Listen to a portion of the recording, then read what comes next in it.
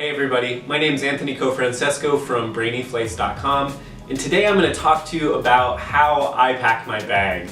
Now, I get a lot of questions all the time, and people ask me, Anthony, okay, so I like that you are able to fly on Spirit Airlines, let's say for $15 one way, but how do you fit everything into one backpack for a multiple day trip, right? And before I really get into this video, one thing I want to say is if you're someone sitting there and saying, I always need to bring a huge checked bag, I would say to them, look, I used to be one of you. I remember one of the first trips that I took, I went to Puerto Rico, and I was going only for 3 days and 2 nights. Okay, so a very, very short trip, and I brought this massive, massive orange suitcase. I think I must have brought 5 pairs of shoes. I know I at least brought 2 full suits, shirts, things for every possible scenario that I could wear. And I remember having to carry and haul that thing all around San Juan on the cobblestone streets, and it weighed probably 40 pounds. But the thing that you'll find is the more and more that you travel, you realize that you really don't need to bring that much with you. And if you can think ahead for what you're going to be doing and think about the outfits you're going to need, you can really consolidate. So if you're thinking, no, it's not possible to pack everything for a multi-day trip into a single backpack, I'll tell you that it definitely is. I think the longest that I've ever gone with one single backpack is about 1 week. That being said, keep in mind there is something called laundromats or dry cleaners, right? So when you're out on the road and you're only bringing, let's say, a week of clothes, you always do have the option of just washing your clothes, whether you're doing it personally or just paying to have someone do it. And in a lot of places in the world, it's not very expensive to have your laundry done. So I'm going to walk you through a couple of my tips and let's get to it. So obviously you've got a backpack. When we're talking about bringing a backpack on a flight, some people get a little bit confused because they think they can have the backpacker backpack, right? When I'm talking about bringing a backpack, I'm talking about something that can fit underneath the seat in front of you. Now, what a lot of the airlines are going to call this, they're going to say that's a personal item, right? So normally that should be like a purse. But there's usually very specific size and weight restrictions for it.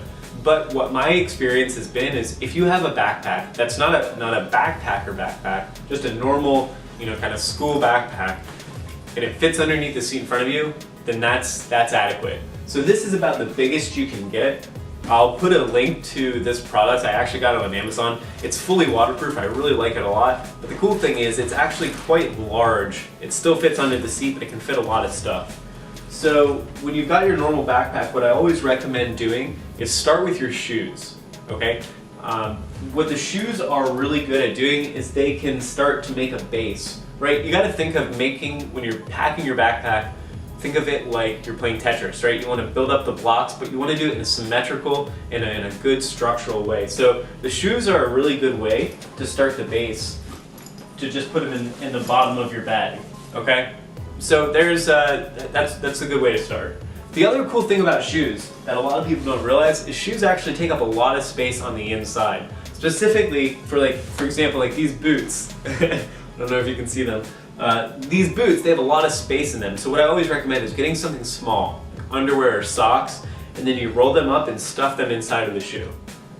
Right, so that's incredibly easy to do, but look at this. You've got the original size, then you roll them up, you stuff them inside, you've got the after size. Right, so that's a huge sock that would have taken up a lot of space in your bag. Now it's just occupying that same amount of space inside the shoe. So we pack those in. So what I recommend is starting with your large items first, right? So this jacket, well, first off, number one rule about jackets, here's how you really save a lot of space, especially on a short trip that's only a couple of days. If you have a coat, if you have fleeces, here's what you do with them. You put them on and you don't put them inside your bag. That's gonna save you a lot of space, and it's gonna let you go through the airport. You're gonna have plenty of pockets. And if you get too hot, you just take them off, but they're gonna be really nice to have on the plane. Right, so don't pack your jackets in your bag. So right now we just have some shoes in there. The next thing we're gonna wanna do is, start getting our other items in there. So if we've got shirts, bulkier items is what you wanna start with. You wanna start with the bulkier items and then fill the small spaces. You can shove really small items into the small space. Now, here's a normal shirt, right? Dress shirt. What we're gonna do with any kind of clothes that we have is we're always just gonna roll it. So I just try to get it as flat as possible. Believe it or not, this will actually keep your clothes from getting wrinkled. So you won't have to, if you keep it nice and flat and then you roll it in, that'll keep your clothes from getting wrinkled, and you won't have to get it ironed in the morning, right? Now look at that, that shirt is gonna fold up really small. So if I've already got some big pieces in there, I might try to wedge that between some larger pieces, just to save some of that space, right? Same thing with any kind of clothes, right? We got some swim trunks here. Bam, roll them up. They're gonna get, they're gonna get really small. Super tiny. So just keep loading into the smaller spaces. Now that's only kind of one outfit. It's not taking up, one pair of shoes. You can see if that's only one, I can fit probably 2, 3, 4, maybe 4 days of clothes just in there. And that wasn't even being creative. We still got a lot of space on the side. The one thing I will say is don't build your bag out, build your bag up. So make sure, it's just, you never ever want to have one of those bags that are round, because that's when you start to rip your zippers, rip your straps. Just, fit what's comfortable inside of the bag, because the worst thing that happens on trips is as you unpack things and repack things, everything seems to get bigger. So if you go into a trip and your bag is fully packed, it's going to be very hard to pack everything back in there. And then you won't even be able to accumulate, if you want to take something with you, you're just going to be completely out of luck. So, another note, obviously, if you have kind of electrical cords or, accessories for your electronics, I highly recommend roll them up, get them in a bag, right? So I try to consolidate as much of everything as I can by category. And the reason that I do that is because every day, just to avoid losing things, I try to unpack and repack my bag every day. So if you already have everything consolidated into these little groups, it'll really help when you're doing that. Okay, anything else? Yeah, so that's pretty much it, right? You've got different pockets in your bags. I try to recommend, like I said, building straight up. Don't build the bags out, build them straight up. And then also, make sure that you try to keep clothes in one pocket, then maybe have, electronic accessories in another pocket, things like that, right? So just kind of try to build it smart. A couple of questions I get are, okay, well, how do you bring fewer clothes? So the biggest thing, obviously, and this is more difficult for girls, is bring fewer pairs of shoes. I try to only wear one pair of shoes on a trip, right? So I've got a really nice pair of Clarks. They are very versatile. I can wear them, in professional settings, but I can also go hiking in them. So they're a really nice leather shoe. That's not really possible for everyone. A nice pair of boots is, a stylish leather pair of boots you really can't go wrong with. That's a harder style for girls to pull off. So, but even if you bring one pair of shoes, just try to think about what are you reasonably gonna be using in that trip. Is it a trip that you're going outdoors on? So maybe I don't bring the stilettos on this one. So number one, yeah, is definitely try to reduce the number of shoes that you're bringing on the trip. Additionally, remember, big, bulky outerwear, so coats, anything like that, try to wear that through the airport, at least past security, to where you can kind of reorganize your stuff, and then the weight of your bag doesn't matter as much anymore, and the size of your bag doesn't matter as much anymore. And then you can kind of carry more stuff around with you. On top of that, yeah, in terms of packing for clothes, here's a big one, is just try to stick to one design.